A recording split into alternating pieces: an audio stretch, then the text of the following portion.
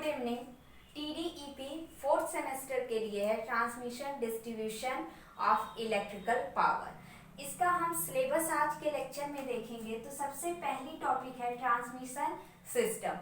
तो transmission system में कई सारी चीजें आएंगी। तो पहला टॉपिक है layout of transmission system. Layout का मतलब single line diagram of transmission system, यानी सिंगल लाइन डायग्राम का मतलब क्या होगा कि जनरेशन होगा, जनरेशन के बाद आपका ट्रांसमिशन कैसे आगे बढ़ेगा या जो जनरेट हुई है पावर वो किस तरीके से हम एक स्थान से दूसरे स्थान पर ले जाएंगे, वही हमारा ट्रांसमिशन सिस्टम है। तो उसका जो सिंगल लाइन डायग्राम होगा वो लेआउट ऑफ ट्रांसमिशन सिस्टम होगा। Selection of voltage of HT and LT। तो सिलेक्शन ऑफ वोल्टेज क्यों? क्योंकि जो भी हम ट्रांसमिट करते हैं वो हाई वोल्टेज पे करते हैं। HT को हाई टेंशन और LT को लो टेंशन लाइन या वोल्टेज बोल सकते हो। तो किस लाइन का सिलेक्शन हमें करना है? Advantage of high voltage for transmission both AC and DC। जो हाई वोल्टेज का एडवांटेज है वो DC के लिए क्या है और AC के लिए क्या है, उसे भी हमें देखना है। नेक्स्ट टॉपिक है आपका कंपैरिजन ऑफ डिफरेंट सिस्टम। हमें क्या करना है कि AC, हमारे पास दो सिस्टम है, एक AC सिस्टम है और एक DC। एक अल्टरनेटिव करंट के थ्रू हम ट्रांसमिशन करेंगे और एक डायरेक्ट करंट के थ्रू करेंगे। तो इन दोनों के बीच क्या डिफरेंट है या इनका कंपैरिजन क्या है? तो AC वर्सेस DC देखेंगे। पावर ट्रांसमिशन, इसके लिए हमें इन दोनों का कंपैरिजन किसमें करना होगा? कंडक्टर मटेरियल के लिए, कंडक्टर की साइज के लिए स्टैंडर्ड टेबल प्रोवाइड किया जाएगा जिसमें AC के लिए किस वोल्टेज पे कौन सा वायर ले जाना होगा, DC के लिए उसी वोल्टेज पे कौन सा पर्टिकुलर वायर ले जाना होगा। थर्ड है आपका topic constructional feature of transmission line. इसमें क्या है कि सपोर्ट आप सब देखे होंगे। टावर, जो टावर्स होते हैं वो सपोर्ट में आते हैं, या पोल आप देखे होंगे, कई टाइप्स के पोल होते हैं। लकड़ी के पोल होते हैं, सीमेंटेड पोल होते हैं और भी पोल होते हैं। कुछ आपके टावर्स आ गए हैं, जो बड़े बड़े टावर आते हैं वो भी आपके किस में आएंगे? कंस्ट्रक्शनल में आ जाएंगे, जिनके सपोर्ट की वजह से ही आपका वायर एक स्थान से दूसरे स्थान पे जाता है। इस सपोर्ट के बिना आप ट्रांसमिट नहीं कर सकते हो इलेक्ट्रिसिटी को। इंसुलेटर क्या है कि पोल और जो क्रॉस आर्म होता है जहां से आपके वायर एक स्थान से दूसरे स्थान पे जाते हैं, पोल और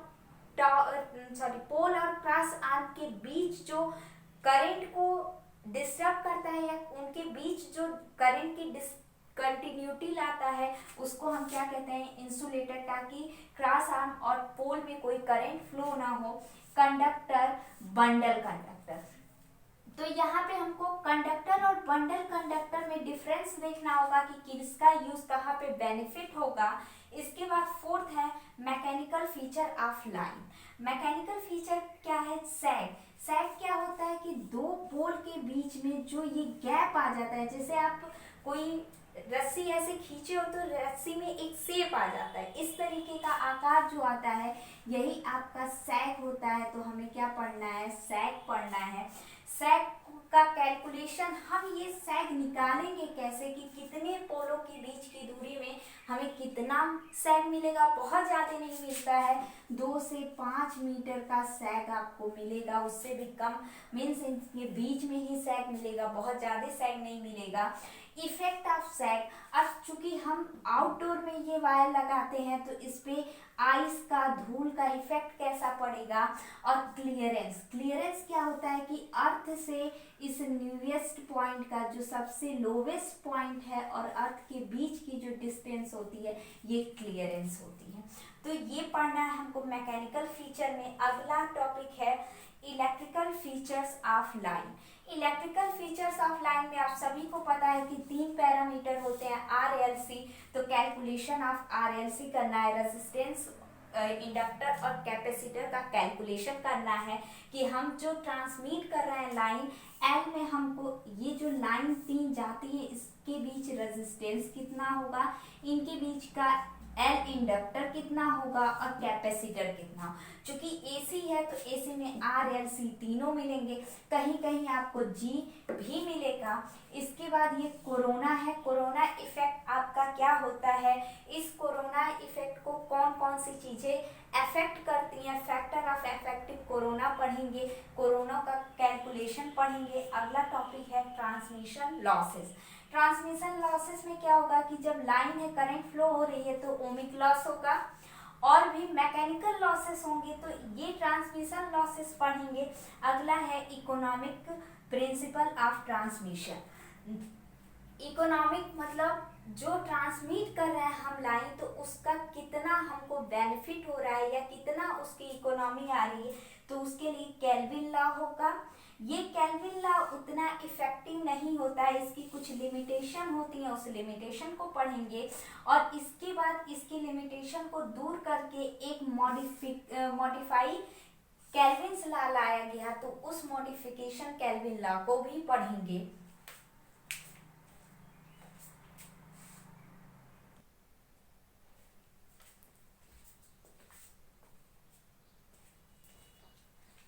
नेक्स्ट है डिस्ट्रीब्यूशन सिस्टम। इससे पहले हमने ट्रांसमिशन सिस्टम देखा, अब distribution system. Distribution system transmit होने के बाद जब जो घरों में हम यूज कर रहे हैं बिजली या किसी इंडस्ट्री में जा रही है, तो ट्रांसमिशन के बाद जो वो डिस्ट्रीब्यूट हो रही है जगह जगह पे, वहां से वो डिस्ट्रीब्यूशन सिस्टम स्टार्ट होता है। यहाँ से आप ट्रांसफार्मर के थ्रू स्टेप अप करके आप जितने वोल्टेज का आपको बिजली चाहिए, 400 की चाहिए 400 या 220 की चाहिए 220 पे करके आप जगह जगह पे डिस्ट्रीब्यूट कर सकते हो। तो सबसे पहले डिस्ट्रीब्यूशन सिस्टम का भी सिंगल लाइन डायग्राम, जिसको हम क्या बोलते हैं, लेआउट बोलते हैं। इसके बाद केबल, चूंकि ट्रांसमिशन जो होता है वो मैक्सिमम ओवरहेड में होता है। ओवरहेड का मतलब ऊपर से जो लाइन जाती है, और डिस्ट्रीब्यूशन दोनों में होता है, ओवरहेड में भी कर सकते हो और अंडरग्राउंड में भी कर सकते हो। तो अंडरग्राउंड केबल के लिए, अंडरग्राउंड सिस्टम के लिए आपको केबल का यूज करना पड़ता है। तो केबल का यूज करने के लिए सबसे पहले आपको केबल के बारे में पढ़ना होगा। केबल कैसा होता है, कई सारी सतहें होती हैं इनकी। इंसुलेटर बहुत ही नीचे होता है, इसके ऊपर कई सारी सतह होती हैं, जैसे इस पे मैकेनिकल यांत्रिक सुरक्षा से बचाने के लिए इसमें हम क्या करते हैं कि इसको मेटालिक सीथ यहाँ पे लगा देते हैं, और भी कई चीजें, इंसुलेटर लगाते हैं। तो हमको क्या पढ़ना होगा, केबल पढ़ना होगा। Constructional feature of LT low transmission और एचटी हाई ट्रांसमिशन या लो टेंशन या हाई टेंशन, यानी 400 वोल्ट जो होता है वो लो टेंशन लाइन होती है, और जो 11 केवी होती है वो हाई टेंशन लाइन होती है।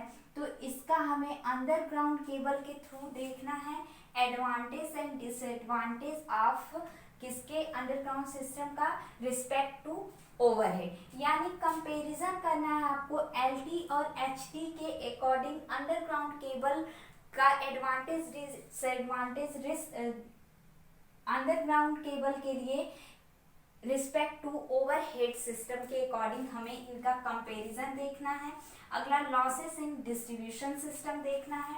इसके बाद है फॉल्ट इन अंडरग्राउंड केबल। चूंकि अंडरग्राउंड केबल है तो इसमें फॉल्ट तो इसमें भी आते हैं, मैक्सिमम फॉल्ट इसमें आते हैं ओवरहेड में, मैक्सिमम फॉल्ट ओवरहेड में आते हैं, लेकिन अंडरग्राउंड में केबल में भी फॉल्ट आते हैं। तो हमको फॉल्ट इन अंडरग्राउंड केबल्स का देखना है, और डिटरमाइन करने का फॉल्ट किस लोकेशन पे आया उसके लिए डिफरेंट टाइप के मेथड है, जिसको हम इस चैप्टर में पढ़ेंगे। नेक्स्ट चैप्टर है आपका सब स्टेशन। इसको एसएस में भी लिख सकते हैं। सब स्टेशन में दो टाइप का सब स्टेशन होता है, एक आउटडोर होता है और एक इंडोर होता है। आउटडोर का मतलब जो बाहर लगा होता है, और इनडोर का मतलब जो एक रूम के अंदर रखा गया हो। और एक होता है पोल माउंटेड सब स्टेशन। तो हमें सब स्टेशन का ब्रीफ में पढ़ना है, पूरा डिटेल देखना है।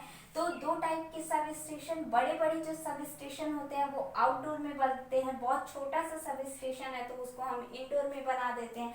और गांव में जो डिस्ट्रीब्यूशन होता है वो मैक्सिमम पोल माउंटेन होता है। आप सभी ने देखा होगा कि दो पोल होते हैं, इनके बीच में ऐसे क्रॉस बना के यहाँ पे एक ट्रांसफार्मर रख दिया जाता है, और यहीं से बिजली आपको प्रोवाइड कर दी जाती है। तो ये पोल माउंटेन है। तो इस टाइप के सब स्टेशन को पढ़ना है। Layout of sub station. अब क्या है, लेआउट यानी सिंगल लाइन डायग्राम की इस सब स्टेशन के इधर क्या क्या चीजें होंगी, इधर क्या क्या चीजें होंगी, इसको प्रोटेक्ट करने के लिए क्या चीजें लगाई जाएंगी, तो इनका एक सिंगल लाइन डायग्राम पढ़ेंगे जिसको हम क्या बोलते हैं, लेआउट। तो ये 33/11 kV का सब स्टेशन, यानी 33 kV से हम किसमें स्टेप अप कर रहे हैं, 11 में, और 220 से 33 kV, 220 kV से 33 kV सब स्टेशन में बना रहे हैं, तो उसका लेआउट बनाएंगे। एंड वेरियस ऑक्सिलरी, इसके साथ साथ जैसे जो भी सब स्टेशन है वहां पे सिर्फ बिजली ही नहीं होगी, उसके साथ साथ घर बने होंगे। अब उन घरों में रहने वालों के लिए लाइट चाहिए, फैन चाहिए, तो वो बिजली कहाँ से जा रही है, वो auxiliary and equipment associated with इसके साथ कैसे वो जुड़े हुए हैं उसको पढ़ना है।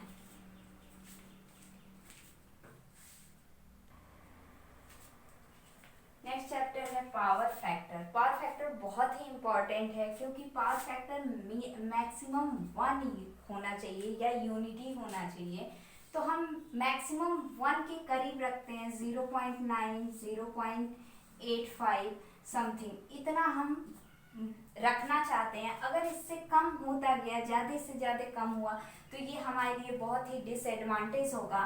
तो पावर फैक्टर में सबसे पहले हम पढ़ेंगे concept of power factor, power factor है क्या, इसके बाद reason and disadvantage of low power factor.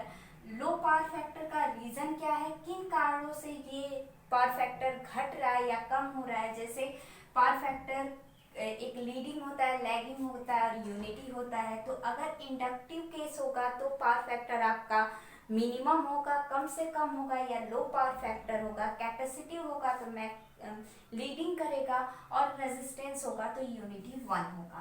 तो ये रीजन पढ़ेंगे। और डिसएडवांटेज, लो पावर फैक्टर होने की हानियां क्या क्या है वो देखेंगे।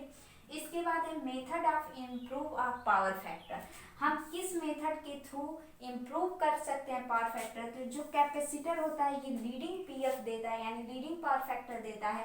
तो जहाँ कहीं पे लो पावर फैक्टर आता है वहाँ पे हम क्या करते हैं, कैपेसिटर बैंक लगा देते हैं, जिससे हमारा पावर फैक्टर क्या हो जाता है, इम्प्रूव हो जाता है। लास्ट चैप्टर है आपका रिवेन्यू एंड एनर्जी लॉस, इसको हम राजस्व ऊर्जा हानि बोलते हैं, राजस्व एंड ऊर्जा हानि। अब ये राजस्व क्या है, जैसे अब ये आपका सब स्टेशन जो होता है ये केंद्रीय भी होता है और राज्य का भी होता है। राज्यों में जो डिस्ट्रीब्यूशन होता है या ट्रांसमिशन होता है उससे कितना हमको बेनिफिट हो रहा है या कितनी हानियां हो रही हैं, वो जो कैलकुलेशन होगा वो राजस्व में, और जो हानियां होंगी वो ऊर्जा हानि हम इस चैप्टर में पढ़ेंगे। क्या है, जैसे टेक्निकल एंड कमर्शियल लॉस कितना हो रहा है, टेक्निकल बनाते समय या टेक्निकल जैसे आपकी जो इक्विपमेंट है उसमें कितना लॉसेस हो रहा है एनर्जी का, वो हम कैलकुलेट करेंगे। और कमर्शियल जो इंडस्ट्री वगैरह की वजह से जो ऊर्जा लॉसेस हो रही हैं उनका कैलकुलेशन करेंगे। इनपुट एनर्जी कैलकुलेशन करेंगे, सेल कैलकुलेट करेंगे कि कितना सेलिंग हुआ है विद्युत का, या जो आपकी इलेक्ट्रिसिटी बनी है उसका कितना कैलकुलेशन, कितना सेल हुआ है, कितना बेचा गया है। टोटल एनर्जी बिल KWH में जो आपके घरों में बिजली आती है उसका हम बिल देते हैं, तो कितना एनर्जी खपत हुई है वो हम KWH में रखेंगे। तो ये रहा आपका TDEP यानी transmission distribution of electrical power का सिलेबस। तो जो चीज़ें नहीं समझ में आएंगी वो आप चैप्टर में देख लीजिएगा। तो सिलेबस आपका आज खत्म है। अगले लेक्चर में हम फर्स्ट चैप्टर पढ़ाएंगे ट्रांसमिशन। तो आप जितना हो सके लाइक और सब्सक्राइब कीजिए ताकि और ज़्यादा से ज़्यादा वीडियो देते रहें। Thank you.